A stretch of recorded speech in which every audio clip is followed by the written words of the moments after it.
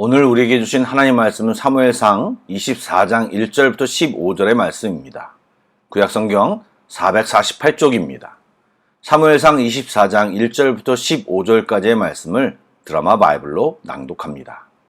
제24장.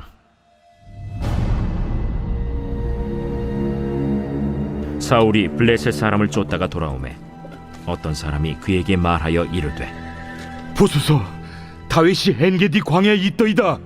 사울이 온 이스라엘에서 택한 사람 3,000명을 거느리고 다윗과 그의 사람들을 찾으러 들염소 바위로 갈새 길가 양의 우리에 이른즉 굴이 있는지라. 사울이 뒤를 보러 들어가니라.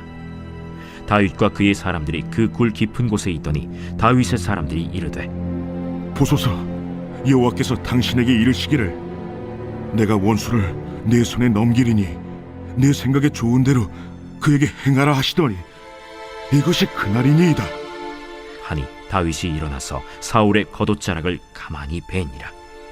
그리한 후에 사울의 옷자락 뱀으로 말미암아 다윗의 마음이 찔려 자기 사람들에게 이르되, 내가 손을 들어 여호와의 기름 부음을 받은 내 줄을 치는 것은 여호와께서 금하시는 것이니 그는 여호와의 기름 부음을 받은 자가 됨이니라. 다윗이 이 말로 자기 사람들을 금하여 사울을 해하지 못하게 하니라. 사울이 일어나 굴에서 나가 자기 길을 가니라.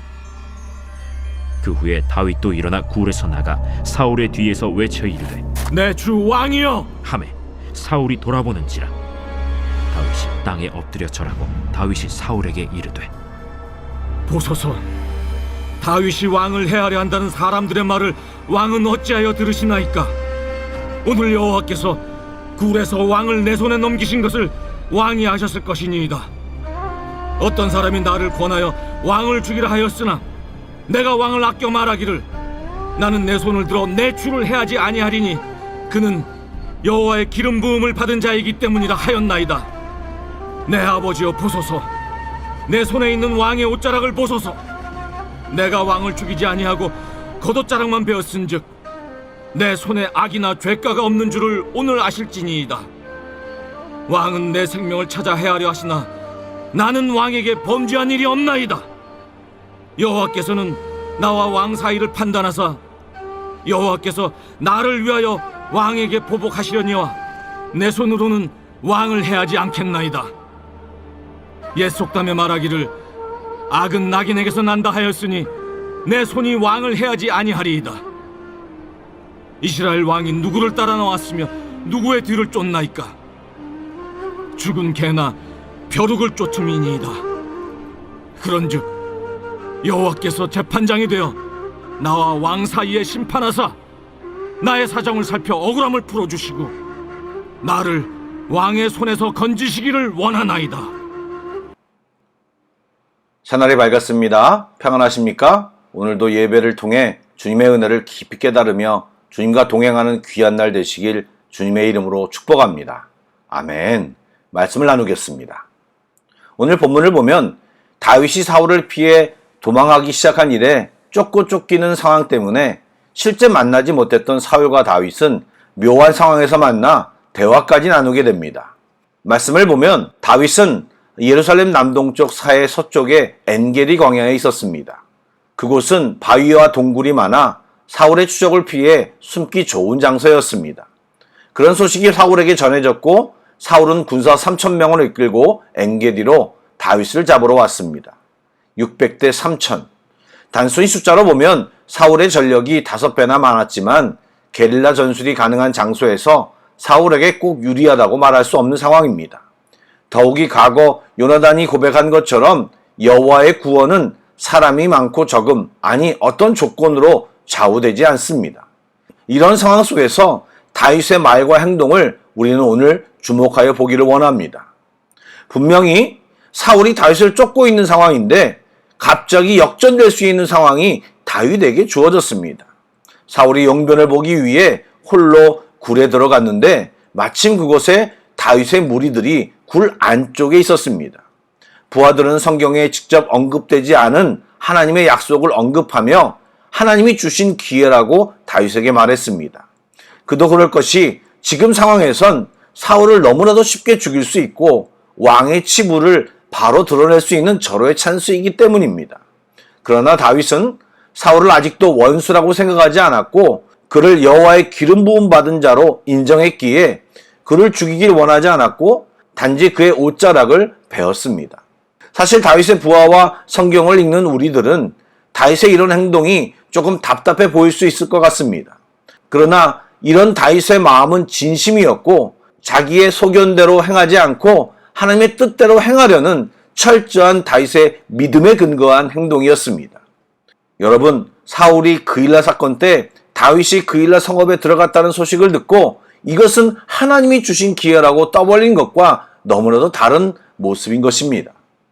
또한 하나님이 다윗에게 허락한 것은 다음 왕이지 사울을 죽이라는 것은 아니었기에 다윗은 그것을 생각하고 옷자락만 벤 것입니다.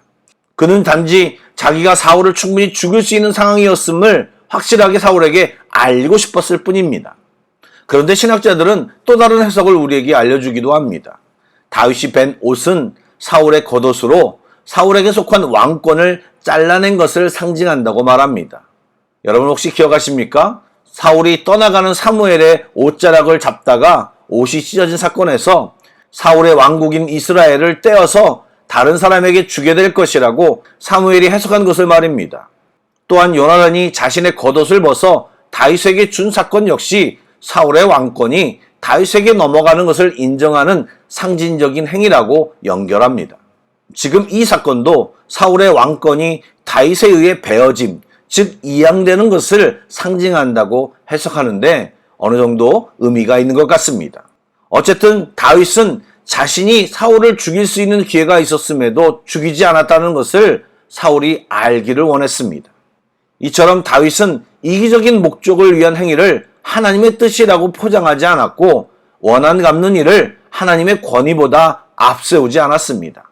하나님은 이처럼 철저히 하나님과 하나님의 권위를 인정하는 사람을 하나님 나라를 세우는데 사용하십니다. 철저히 자신의 위치를 아는 것, 그리고 하나님을 인정하는 것, 이것이 겸손이고 하나님은 그런 겸손한 자를 기뻐 사용하시고 높이십니다. 아멘. 이제 용변을 마치고 떠나가는 사울에게 다윗은 자신을 드러내며 공손히 말합니다. 다윗은 사울을 주라고 왕이라고 부르며 그에게 절하고 철저히 신하된 입장으로 말을 합니다. 그는 왕을 해할 수 있는 충분한 상황이었음에도 당신은 기름 부음 받은 자이오니 생명을 해하지 않았다고 말하며 그 증거로 자신이 베어낸 옷자락을 보여주었습니다. 특히 사울을 내 아버지라고 부르는데 이는 그만큼 그를 존중하고 있다는 표현입니다. 자기는 사울을 왕으로 인정하고 한 번도 대적하는 마음을 품지 않았으며 앞으로도 자신은 사울을 해하지 않을 것이라고 다윗은 선언하였습니다. 또한 다윗은 자신을 죽은 개나 벼룩, 즉 죽여봐야 아무런 이득도 없는 자신을 죽이기 위해 군사를 이끌고 온 왕의 태도는 합당하지 않다고 말합니다.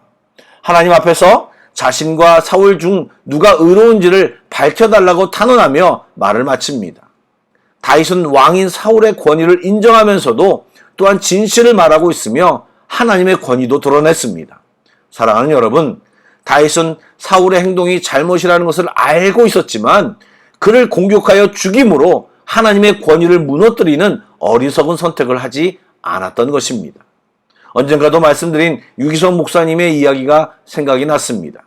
유 목사님 교회에서 한 번은 목사님에 대한 이상한 소문이 났다고 합니다. 분명히 잘못된 것이기에 유 목사님은 분노하는 마음으로 공개적으로 밝히고 시시비비를 가리고 그런 소문을 퍼뜨린 집사에게 공개 사과를 받고 싶었다고 합니다. 그러나 그렇게 되면 그 집사님을 교회에서 쫓아내는 것과 다름없었기에 기도를 하였는데 좀처럼 감정이 사그러지지 않더랍니다. 그래서 주님의 마음을 달라고 한참을 기도하고 있는데 갑자기 나는 주 안에서 죽었다라는 생각이 들어서 하나님, 저는 죽었습니다. 하나님, 저는 죽었습니다. 라는 고백을 10번 이상 반복했는데 어느 순간 마음이 평온해지더랍니다. 그리고 그 후 갑자기 울음이 터졌고 가슴이 메어지더랍니다. 한참을 그렇게 하다가 탈진하여 누워있는데 자기가 왜 이렇게 울지라는 생각과 함께 네가 나에게 나의 마음을 달라고 하지 않았느냐라는 주의 음성이 들리더랍니다. 교회 안에서 헐뜯고 상처 주고 사랑하지 못하는 상황을 슬퍼하는 하나님의 마음, 헛소문을 퍼뜨려 교회를 혼란스럽게 하는 집사를 바라보며 주님은 가슴 아파하셨고, 그 집사를 향해 숨도 못 쉬며 분노하는 목사를 바라보며 통곡하시는 주님의 마음을 유 목사님은 깨달으셨다고 합니다. 사랑하는 여러분, 당연시되는 세상 방식을 따르는 것보다 하나님의 뜻을 분별하고 그 권위를 인정하며 살아가는 다윗을 묵상하고 본받기를 원합니다. 세상에서는 상식이지만 그것이 하나님의 뜻에 합당한가를 찾는 다윗, 여러분, 그는 하나님의 마음에 합한 사람이라고 인정받았다는 것을 기억하십시오. 여러분, 하나님의 자녀라고 이젠 되었다가 아니라 하나님의 자녀답게 하나님의 뜻을 구하며 하나님의 권위를 인정하며 살아가는 우리 모두가 되기를 주님의 이름으로 축복합니다. 아멘. 기도하겠습니다. 저희들을 늘 인도하시는 주님, 저희들이 세상에 살아가면서 세상 방식에 너무 익숙한 것 같습니다. 말씀과 기도를 통해 주님의 마음과 생각을 알게 하시고 그 마음을 내 삶 가운데 실현하며 살아갈 믿음을 주시옵소서. 내 생각이나 세상 방식보다 더 크신, 아니 언제나 진리이신 하나님의 뜻을 따라 살기를 소망합니다. 오늘도 다양한 기도 제목으로 기도할 때 하나님 주의 뜻을 알게 하여 주시옵소서. 주님 앞에 진지하게 머물며 깊은 기도로 나아가길 소원하오니 성령님 우리 모두를 붙들어 주시옵소서. 주님을 찬양하오며 예수님의 이름으로 기도드리옵나이다. 아멘. 계속해서 찬양 곡을 묵상하시고 합심 기도와 개인 기도로 나아가겠습니다.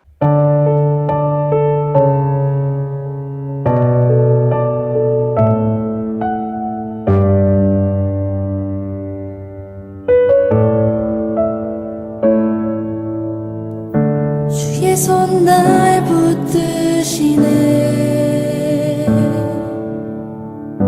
영원한 피난처 되시네. 깊어진 한숨 속에도 변함없이 우리를 일으키시네. 주내 아버지 크신